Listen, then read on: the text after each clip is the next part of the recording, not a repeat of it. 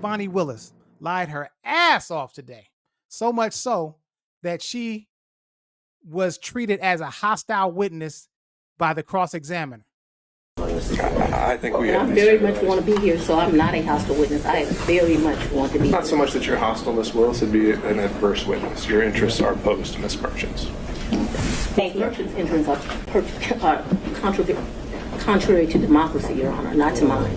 Once the Okay, and what a hostile witness is a witness who is antagonistic to the party that is cross-examining them, and they're unwilling to tell the truth to the party. So that means she's basically deflecting on all the questions that she's been asked. She's not being forthright, and she's not directly answering the question. And she did a lot of that. She's deflecting the whole time. But it's just lie after lie after lie. Now, the first lie, as we're going to come on and show you, she tried to deny that her and her co-defendant Nathan Wade, which she's had the affair with, were not talking about the case. Now, come on. You guys have had an affair for the last like 2 or 3 years. And you mean to tell me you guys didn't talk about the case? That don't even make sense. Let's listen to it. once the motion was filed, did you meet with Mr. Wade and talk to him about the motion that I filed to disqualify you? On January, this first January motion? Yes. I don't know if you could say talked about. I probably had some choice words about some of the things that you said that were dishonest within this motion. So I don't know that it was a conversation. As you know, Mr. Wade is a Southern gentleman. Me, not so much. I have had conversations with him since you filed the motion, but they wouldn't be substantive to this. He sent me very nice sermons that have been done. And so we've had conversations about, did you listen to that sermon? You know, things of that nature. And I would say they were in relationship to this because I think he did it to be kind.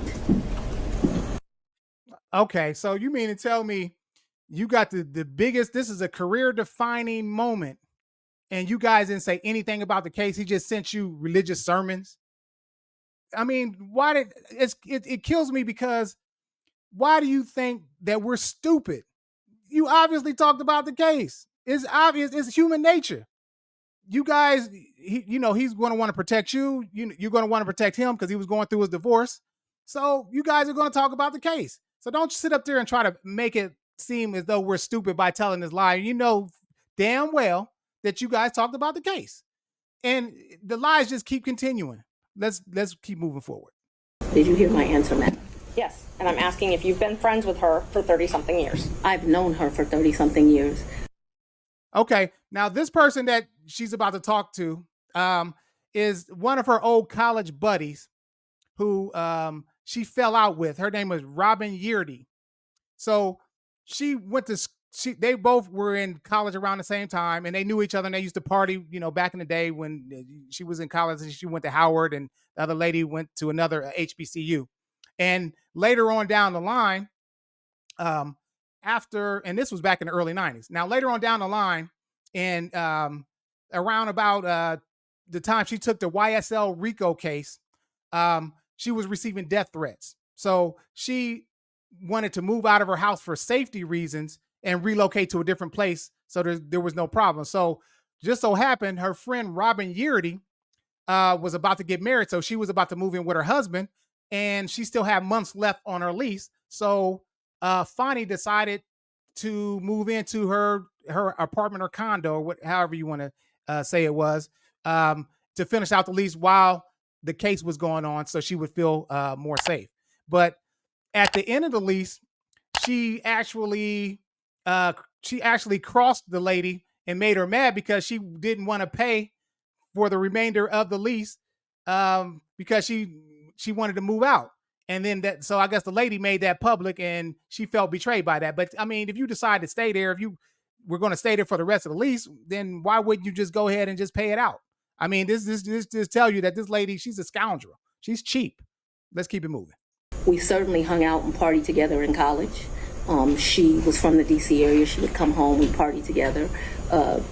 Wasn't close, but she was certainly in the girlfriends that party together. Certainly do not consider her a friend now.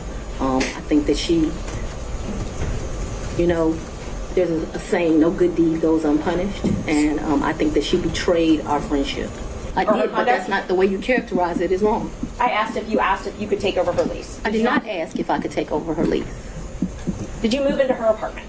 I moved into her condo in April of 21. The circumstances around that. And look at that. She already playing victim. She's talking about, she betrayed me and all that. No, you did not pay out the rent. So of course she's going to be mad. You agreed to stay there. She was actually helping you out. You guys were actually helping each other out. But if you say you're going to stay there for the rest of the lease, then just honor that. Instead, now you want to play victim, talking about she betrayed you, and now you don't look at her as a friend.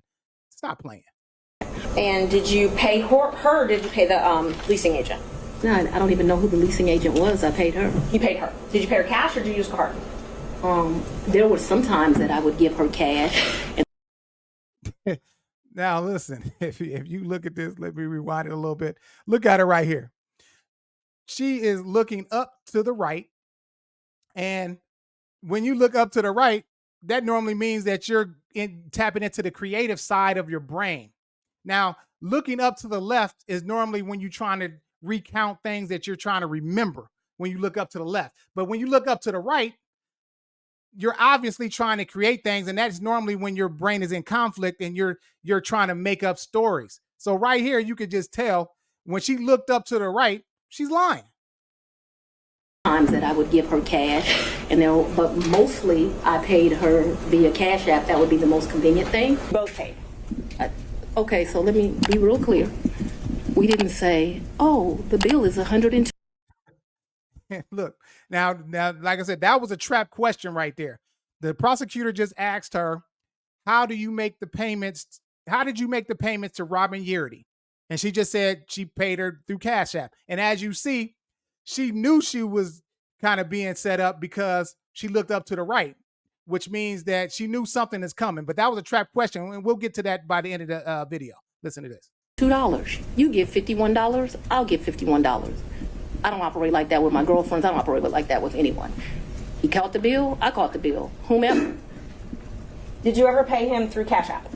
No. You only ever paid him through Cash App? Now, we're going into the part to where the cross-examiner is, remember I told you that was a trap question. Now, she just said she paid the money in rent in the Cash App, but when asked about Nathan Wade, about the trips, she's trying to say that she only paid him cash money. So, I mean, why would you think we believe that? Like so he paid for all these expensive trips, and you mean to tell me you paid him every dollar that he spent on you cash? This is unbelievable, man, that she even believes that we're gonna believe what she's saying. This is unbelievable. Cash. Well, yes. We're talking about, I'm very confused. You've never given Mr. Wade money through Cash App?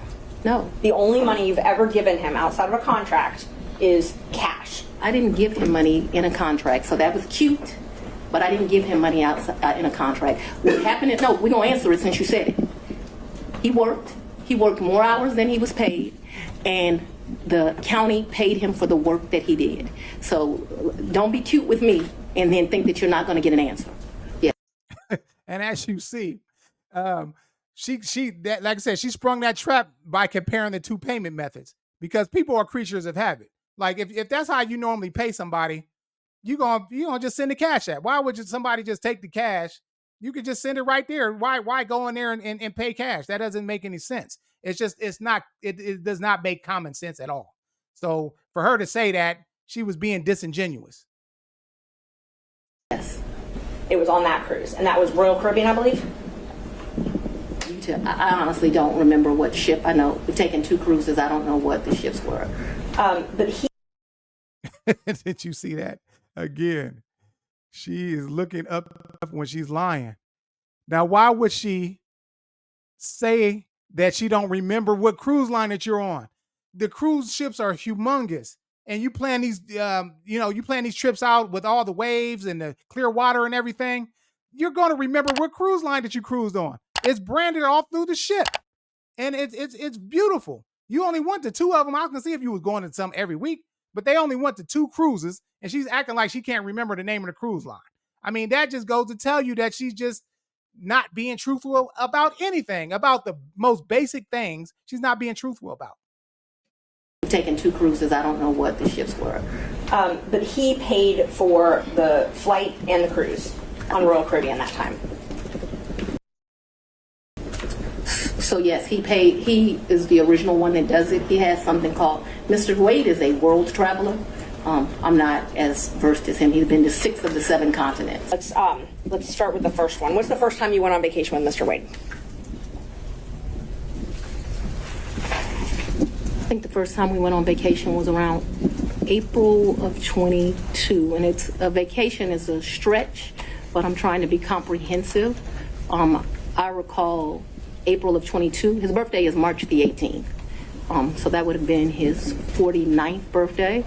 I took him to like Tennessee for the day. I think we went to a museum. I think we might have stayed the night. I'm not sure, but Oh my gosh. So you mean to tell me for his birthday, you took him to a museum? She is cheap. She went to Tennessee and took him to a museum for his birthday. Like, really? She is cheap. And they only went for one day and they came right back. And she don't even remember if they spent the night. But bro, what was he getting out of this? I mean, come on, man. This doesn't make any sense. One night to a museum on your birthday. I'll pass on that one. I mean, Tennessee's kind of hard to call a vacation, but I just am trying to be inclusive. That was a New Year's Eve trip. I know I paid for the New Year's Eve trip because the tickets were $697 each, and I thought this is ridiculous that the tickets are $700 to go to Miami, but when you travel during New Year's Eve, you know, they get you. Because she said the flights was $697, and she was mad that they cost $697 to travel on New Year's Eve. That's probably one of the most traveled days across the United States. Everybody wants to bring in the new year right, and she was mad that she paid $697 for the tickets. That just shows, I mean, she's making over $200,000 a year. She's cheap. So if she even really paid for it, I mean, come on, man. Like, she's cheap. So you know, if she's mad about just paying $700 for some flight tickets, that she wasn't paying him his money back on none of these cruises or anything. He was paying for these things. So for her to say she's paying cash, you could tell she's cheap. When she has to spend her own money, she don't like it. She took him to Tennessee to a museum for his birthday. She's cheap. And they just drove to Tennessee and drove right back. So she ain't trying to spend no money on no guy. Trust me. It's obvious. So for her to keep saying that, I'm not feeling that, man. I don't know why she keeps lying and trying to insult our intelligence like that. the reason I consider that he did not is I gave him his money back. And I was about to ask that, but initially he paid for that. Yeah, he called his cruise agent. Like, I think they have his card on record. They think that when you say things that way, I want this record to be abundantly clear that he calls his travel agent, he calls his cruise agent. They do whatever he tells them. He's like on a first name basis with these people. They do it, and then he tells me how much it is, and I give him the money back. You gave him cash before you ever went on the trip? Mm-hmm. Okay. Man, she's lying her ass off.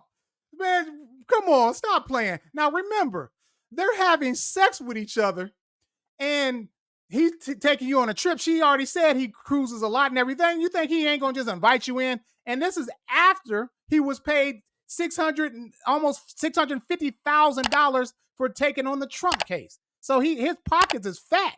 So you think he ain't gonna pay for the trip and he gonna make you pay for the money back, and you guys are having sex and you got him the job? Man, stop playing, man. This shit right here, excuse my language, but this pisses me off. I hate when people lie like this, man. She just keep it real. You guys were having sex. That was your guy.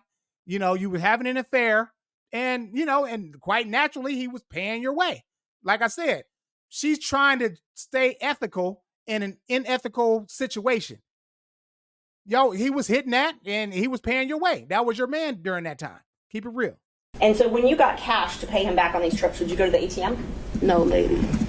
You would not go to the ATM? No. Okay. So Fulton County pays you direct deposit, I assume? Yes, Fulton County and the state of Georgia both pay me direct deposits. Okay. So the cash that you would pay him, you wouldn't get it out of the bank? I have money in my house. You have money in your house. So it was just money that was there. When you meet my father, he's going to tell you as a woman, you should always have, which I don't have, so let's don't tell him that. You should have at least 6 months in cash at your house at all times. Now, I don't know why this old black man feels like that, but he does. Oh my gosh. So now you blaming it on your daddy, talking about you keep 6 months worth of cash in your house. And why would you even say that anyway? Because somebody can break it to you out. They know, oh, Fani, she keep cash at the house. So we're going to come and take it. Like, come on, man. She's trying to blame it on her dad, talking about he keeps 6 months worth of cash at the house. That don't even make sense whatsoever, because she was actually had a lien on her house for $4,600. So she didn't have no extra cash like that. I think she mismanages her money, because she gets mad at little petty little money that she has to spend. And she's not, as cheap as she is, she did not have 6 months worth of money at her house. Trust me. So I don't know why she's playing games with us. Growing up, my daddy had 3 safes in the house. I don't think I've ever handed him more than $2,500 in a reimbursement. It's obvious that Fani Willis is being completely untruthful in her testimony today on the stand. And if she could lie on the stand, then how can you trust her as a DA? A liar is capable of all kinds of mischief. And she's going to be a big liability if you try to put her on the Donald Trump case, because his ethics is also being in question. And how can you do that with someone that's not ethical? So I advise Fani Willis to recuse herself and go into private practice, because there will be a lot of criminals that will go to her because they know that she's just like them.